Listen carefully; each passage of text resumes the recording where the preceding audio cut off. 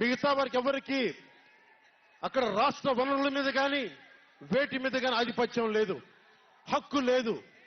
ప్రతి దానికి ఎవరు ఎంత కావాలి, ఎంత ఇవ్వాలి అనేది వీళ్ళు చెప్తారు, ఈ 5 మంది చెప్తారు. ఇది క్లాస్ వార్.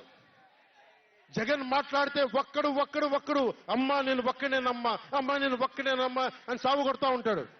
అరే ఉన్న నా ఒక్క ఎమ్మెల్యేని తీసుకెళ్లిపోయిన నువ్వు ఒక్కడివా? నువ్వు డెమోక్రసీ నీడ్స్ ఎటర్నల్ విజిలెన్స్ అంటారు. ప్రజాస్వామ్యాన్ని కాపాడుకోవడానికి నిరంతర పహారా ఉండాలి. 2014 పార్టీ పెట్టినప్పటి నుంచి ఈ రోజు దాకా నేను చేస్తుంది ప్రజాస్వామ్యాన్ని కాపాడే ప్రయత్నాలే. అందుకని నేను తీసుకునే కొన్ని నిర్ణయాలు పార్టీ పరంగా ఉండవు, వ్యక్తిపరంగా ఉండవు, రాష్ట్ర ప్రయోజనాలకు ఉంటాయి, దేశ ప్రయోజనాలకు ఉంటాయి. అంతేకాని ఏ రోజున కూడా వ్యక్తి ప్రయోజనాలను ఆశించి నేను ఎప్పుడు రాజకీయం చేయాల. ప్రజాస్వామ్యాన్ని కాపాడటానికి రాజకీయం చేశాం, ప్రజాస్వామ్యాన్ని కాపాడటానికి పొత్తులు పెట్టుకున్నాం. డెమోక్రసీలో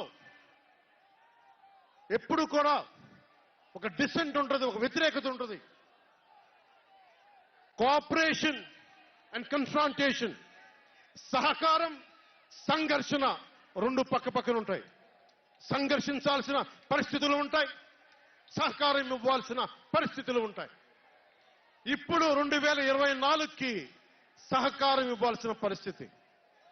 మనం సహకరిస్తుంటేనే తెలుగుదేశం జనసేన